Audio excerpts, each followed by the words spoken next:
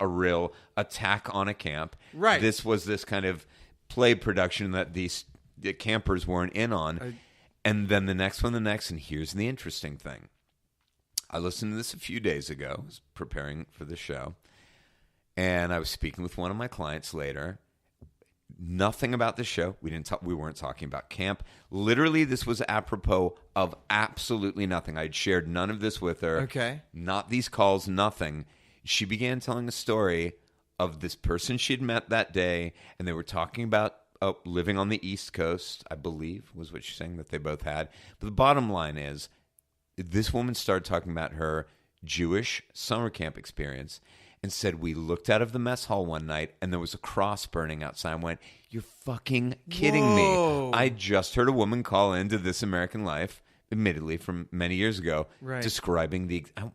I how wonder if fucking widespread was this some bullshit? sort of like handed down from the great rabbis. Like, oh, the kids this year, let's make sure we get them good and scared. We'll put a burning cross on the lawn. Leviticus 5:13, and yea, the Lord did scare them with a burning cross. Well, and like, if you guys ever watched the movie Jesus Camp, which is a pretty good documentary, it is. I mean, I think that there is anybody who would run a camp.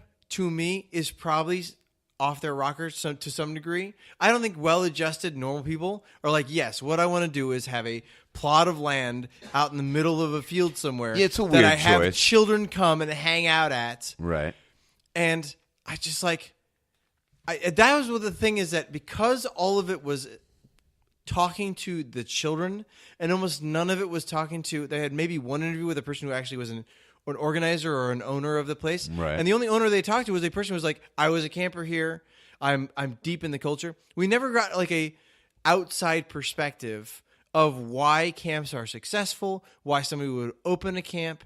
Like, it was never a rigorous investigation into camp culture. It was really just let's talk to campers. Let's talk to the people who actually go and enjoy it. We didn't even hear really from the parents of those kids. No, you didn't.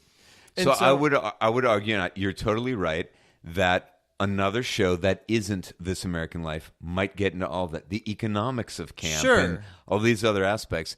And I think that's kind of one of the things that defines This American Life. It's about, you experienced this, tell us about it. Right. And you experienced something very different, but related to the same topic. You tell us about it. Right. And that's, again, this is the niche that they have been very effective at. Again, another show, Marketplace, might have talked about the economics of camp. And I'm sure that they have. They probably have some midsummer episode of Marketplace. Yeah. They probably did exactly that. Final thoughts? Well, I was going to say we had you. Absolutely. I want to get to Doug's final thoughts about the show in general. 2 episodes, really different, from massively different periods in the show's history. Again, now that we're listening, 2 decades apart. At the time, though, still 18 years apart. Just a hell of a long time. Yeah. You've said at different times it was effective, but that doesn't necessarily mean you liked it. We haven't asked you yet. What did you think of Ira Glass? Honestly, he didn't really resonate with me in one way or the other. Okay. So it, I also thought it was funny. Some of his comments that were, taken out of context would be horrible. But, sure. Right. Okay. It's fine. I thought the show itself was fine. It was good. I mean, I doubt I'm ever going to tune back in. Had you ever heard of it before? I know we asked you to guess what it was about. Did the name ring like, oh yeah, I know I've heard about This American Life? I don't think so. I know I'd heard Ira Glass's name before, Okay. but meaning I couldn't place him, but Right. I definitely heard of him before. So yeah, I don't know. I mean, I think you're both right in that it's very good at what it does. Okay. It just didn't, strike a chord with me as something, and who knows, maybe if it were 2 other topics that actually meant something to me, I might feel completely different about it. Right. And that was one thing I wanted to say, is that I really dislike their naming, their titles, the naming convention that they use, because it doesn't actually lend itself to knowing what the hell they're going to talk about. Sure. And by the way, that's a very Dougian perspective.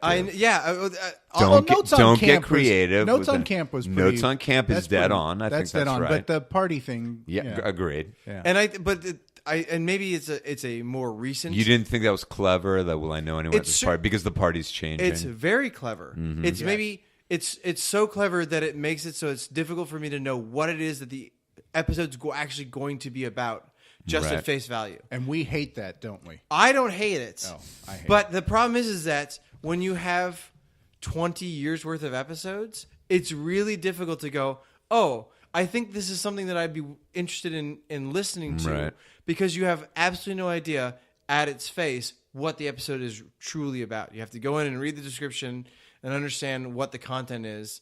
So you have to. It's not something where it's like Doughboys where they go Taco Bell and you go they're going to talk about Taco Bell. Right. It's super simple. Which there's good and bad to it.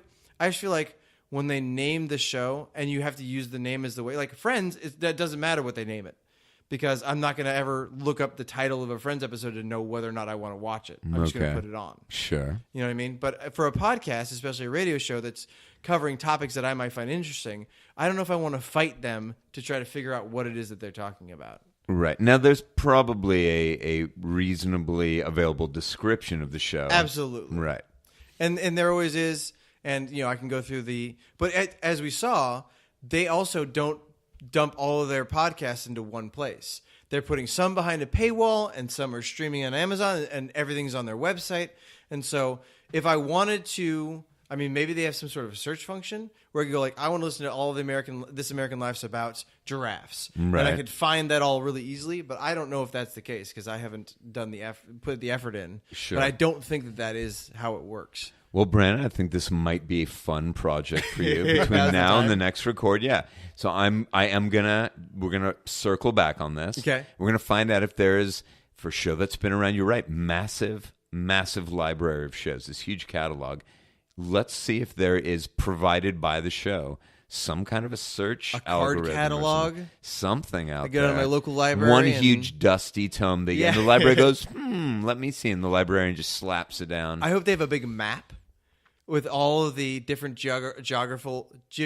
There we go. Right. I got there, guys. Apocryphal geographical, yeah. Locations, and that's how you go. You're like, oh, I'd like to go to. I like that idea. Heartbreak Mountain, right? And then all of it is just you can just look around, and then it leads you right to it. I'm sure that's what they do. They're very You're whimsical. probably right. By the way, the whimsical. episode on Heartbreak Mountain was one of the most moving I think I've ever effective. heard. White Break Mountain is what I call it because it's so damn white.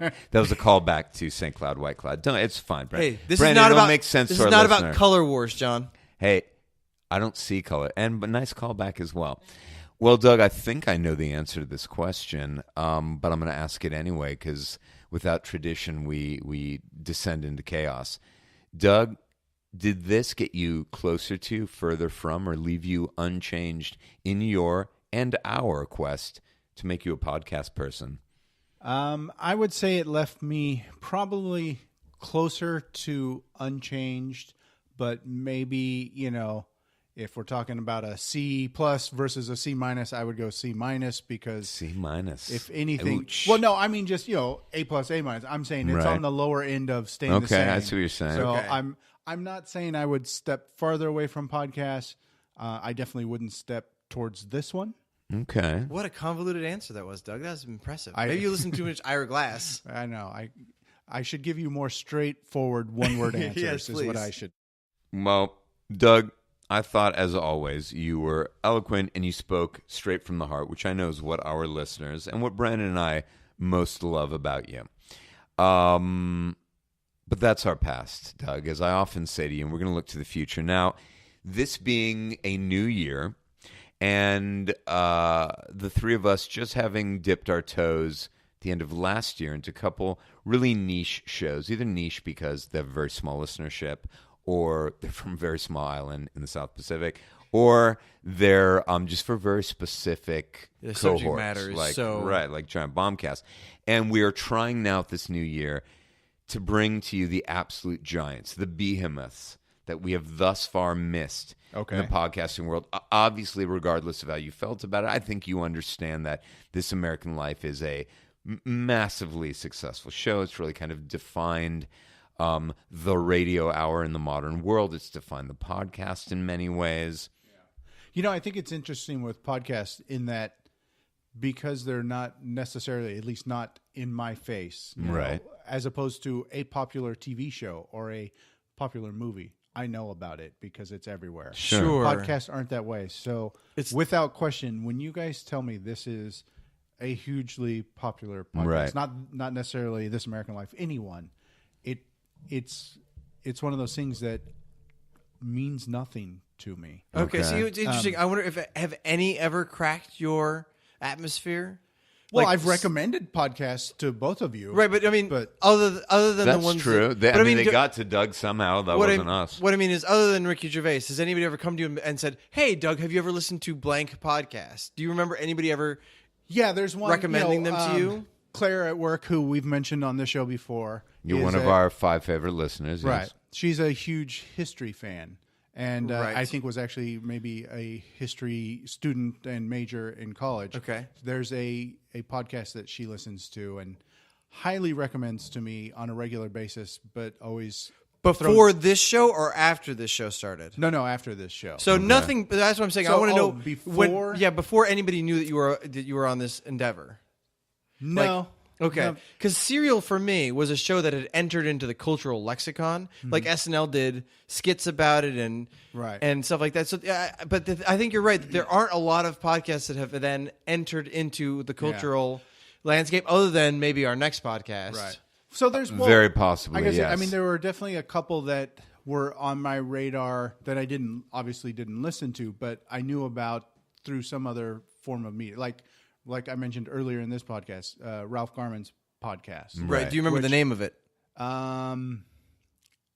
I don't know if it has another name other than Ralph Garman. Well, I'm thinking the one, the precursor to that, the kind of one that he did with Kevin Smith that was pretty big. Right. Well, Hollywood Babylon. Hollywood Babylon. Okay, so but you do know that one. Okay, yeah, that's but I good. don't think that's a podcast. Yeah, but So he knows that's it just a because live it show. was a podcast. A local radio station. Right. That's Right. why. That's why I know. Yeah, But it and was a that's- podcast. Yeah, Oh, it okay. definitely was. Yeah. Oh, And yeah. Now that I've actually been to a live show. You've been to a live taping of a podcast, Yes. then, Doug. I don't think it was. It was. I'm a telling New you- Year's Eve special. I have no idea that it It's was. Were 100% they was. speaking into microphones? And obviously that would help with the PA system. But Right. did you see anyone there, laptop maybe, recording anything? There's nothing about that event that I thought this is being recorded to be aired. Do you remember what year it was? I know you're going to say my memory's not great Right, for of that, course I but don't you remember, but it might. You said it was New Year's. It was New Year's Eve. I know, It was just don't wanna know It was what year. actually it was their first New Year's Eve show. Okay. Brandon, you have now 2 things to do. You're going to see if there's some great way to search the multifarious episodes of This American Life. You're also going to find out if you can find a recording very readily, maybe a podcast stream of Hollywood Babylon, Right. of their first New Year's Eve show. And I think that'd be a nice treat for Doug. And while you make a note of that, so you remember to do it, as Doug dutifully makes his notes every week, Doug, we're going to find out if another behemoth in the podcasting world became so much a part of the zeitgeist that it cracked into your world. Okay. Are you familiar with the Joe Rogan Experience? I am familiar with it, as in I have not listened to it, but I know Okay. it exists because of radio interviews. Okay, got it. That makes complete sense. So you know who Joe Rogan is then I as do. well. All right, well, next week, again, as we continue with the giants in this realm of media, you're going to be listening to, as always, 2 episodes of the Joe Rogan Experience. You're going to listen to episode 1102 with Russell Brand. And for the listeners at home, Doug is making notes, but I'm sure you know that now. And episode 993 with Ben Shapiro. Meaning that he's had 900 and something Oh, episodes? he's had many more. He's had well over 1,000 Okay, Russell, 993 with who? with Ben Shapiro. And you would find if you went to the iTunes homepage, which always has its top 10 most downloaded podcasts of the week, it is very frequently the case that 2 or 3 of them are the Joe Rogan Experience. And we'll get into this next week, how we all feel about it. Of course, how we felt about the episodes we've just listened to. But Doug, I'm going to ask you, what do you know about Joe Rogan? So what? He started out as a stand-up comedian, then he was a regular on Newsweek, which was a sitcom. News radio. News radio. radio. It was a sitcom, and Yeah. then when that ended, I think went more mainstream, just full-on stand-up comedy, and then people realized I that think he was he's the much. host of Fear Factor as well. He Is was that also correct? the Yeah, host of Fear Fear Factor. Factor. Yeah, I There used you to watch go. that. Mhm. And then, of course, got really big into the MMA. And, Right.